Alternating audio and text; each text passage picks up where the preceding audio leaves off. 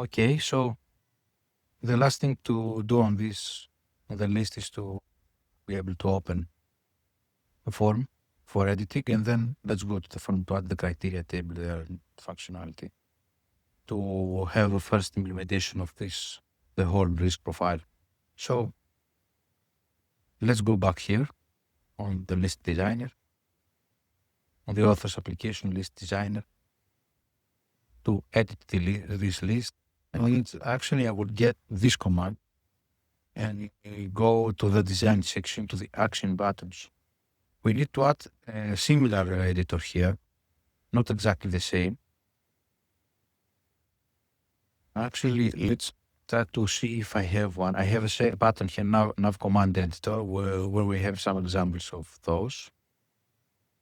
And let's open Modify here.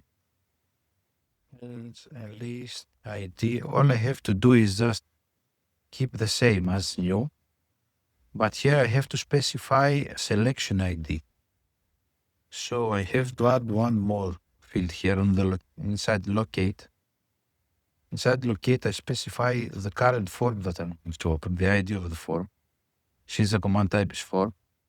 And we need to add one more field here, which is the selection ID. So ID, yes, selection ID is has. And here we cannot specific ID, for example, 1, 2. This will redirect to a specific row. But for this list, we need to add the hash and close it, go back to columns, and select the actual ID, this one, the code of the ID, which is hidden.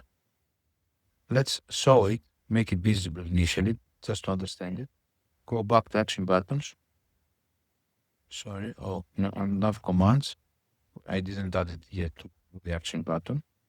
And see here that except from the indication to the form that we just made, to the ID of the form, we need to specify that the selection ID will be the one ID of the current row. Let's get stringify again this, copy it and paste it in the editor, save, and go back again to the end user's application, click risk profiles. The ID is visible now. You see 1, 2, and 1. That's the database ID that we can also see it here also from risk profiles, 1 and 2.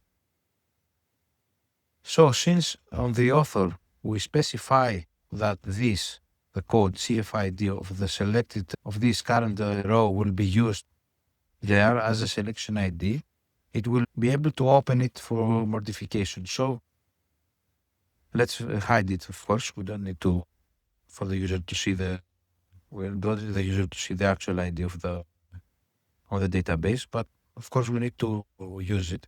So here I will click edit and see, you see that it opens the same form again for modification now, and it has selected values. So I can of course modify and save and go back and see it became private and open it again and make it public again. Save. So that's how modification works.